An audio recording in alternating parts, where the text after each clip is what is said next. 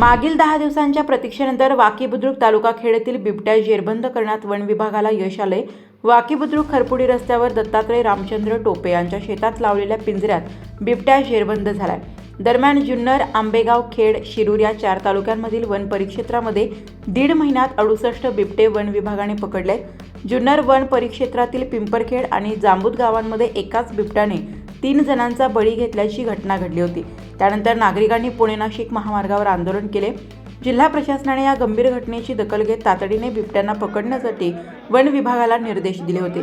त्यासाठी 13 कोटी रुपयांचा निधी उपलब्ध करून दिला। वन विभागाने जुन्नर वन परिक्षेत्रातील जुन्नर, आंबेगाव, खेड आणि शिरूर तालुक्यांमध्ये सुरक्षितता उपाययोजनेअंतर्गत 400 पिंजरे, 400 आपदा मित्र अतिसंवेदनशील गावात बिबट कृती दल स्थापन करून बिबटे पकडण्याची मोहीम हाती घेतली। तसेच 3300 नेक गार्ड वाटप करून 5 ठिकाणी अनायडस मशीन यंत्रणा कार्यान्वित केली।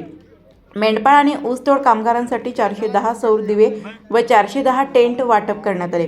24 तास मदत कक्ष, स्थानिक नागरिकांच्या मदतीने जलद बचाव पथकांची निर्मिती केली। त्यामुळे 1.5 महिन्यात वन विभागाने 68 बिबटे पकडण्यास वन विभागाच्या अधिकाऱ्यांना यश आले आहे।